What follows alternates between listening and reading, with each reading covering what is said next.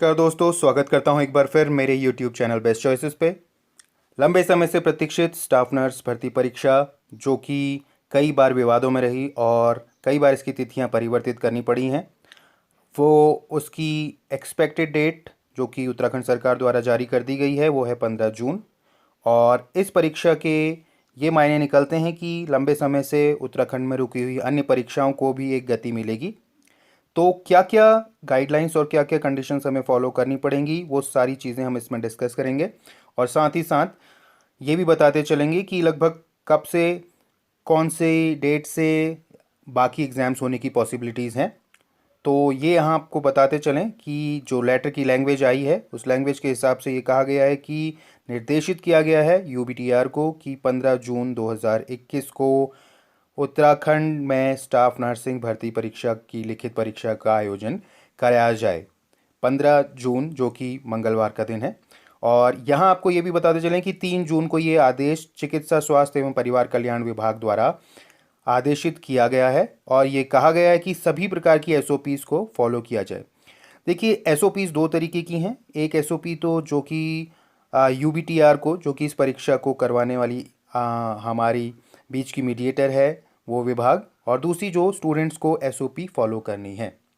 Students के लिए guideline है कि वो प्रॉपर मास्क को यूज़ करें, सोशल डिस्टेंसिंग फॉलो करें, साथ ही साथ अपने साथ एक 50 ml का सैनिटाइज़र ज़रूर रखें। इसके अलावा वाटर बॉटल और जो एग्ज़ाम के लिए नेसेसिटीज़ हैं उनको साथ लेकर चलें।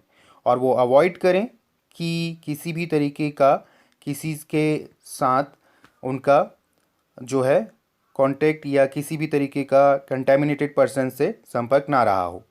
इसके अलावा अगर हम ये समझने की कोशिश करें कि ये जो स्टाफ नर्सिंग परीक्षा है इससे आगे आने वाली ग्रुप सी के एग्ज़ाम्स को किस तरीके से एक डायरेक्शन मिलेगा। देखिए, ये दूसरी कोरोना की लहर के बाद होने वाली पहली परीक्षा है और इस परीक्षा में इफ़ एंड बट्स किया हमें पता चलेगा कि क्या क्या लूज़ एरियाज़ रहे, कहाँ क्या कमियां रही। और जिस तरीके से इसने एक पहले केवल 2 ही सेंटर्स में ही परीक्षा आयोजित कराई जा रही थी, अब सभी जिलों में एटलीस्ट 1 सेंटर प्रोवाइड किया गया है। और जहां ज़्यादा स्टूडेंट्स ने अप्लाई किया है, पॉसिबिलिटीज़ हैं कि वहाँ एक से ज़्यादा सेंटर्स भी दिए जाएंगे। और साथ ही साथ ये भी अच्छी न्यूज़ है कि स्टूडेंट्स को ज़्यादा कहीं ट्रैवल नहीं करना पड़ेगा, तो कोरोना केसेस या किसी भी तरीके के कंटेमिनेशन के टच में आने से वो बचेंगे।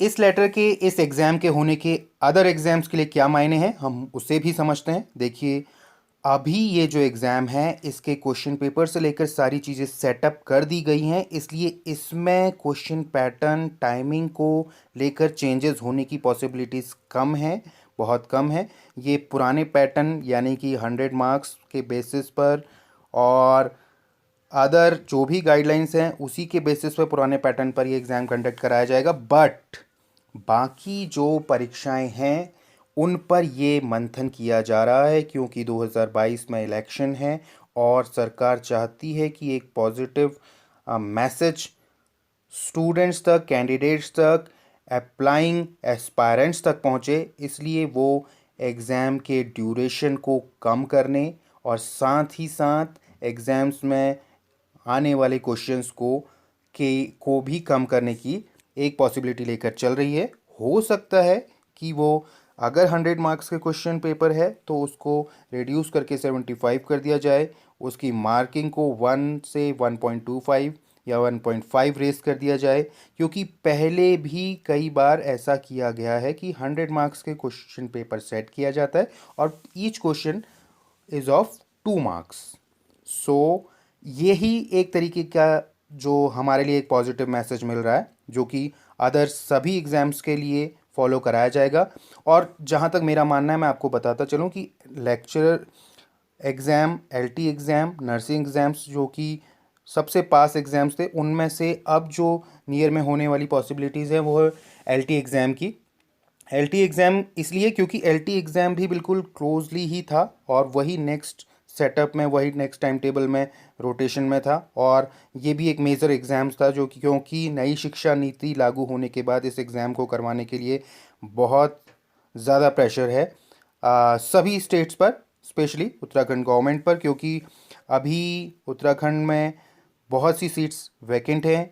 आने वाले मंथ्स में एग्ज़ाम कंडक्ट करवाने के लिए UKSSC पर बहुत प्रेशर है। और साथ ही साथ जो इम्पोर्टेंट चीज़ है वो ये है कि हमें अब पूरी तरह से एग्ज़ाम्स की प्रिपरेशन में लग जाना चाहिए।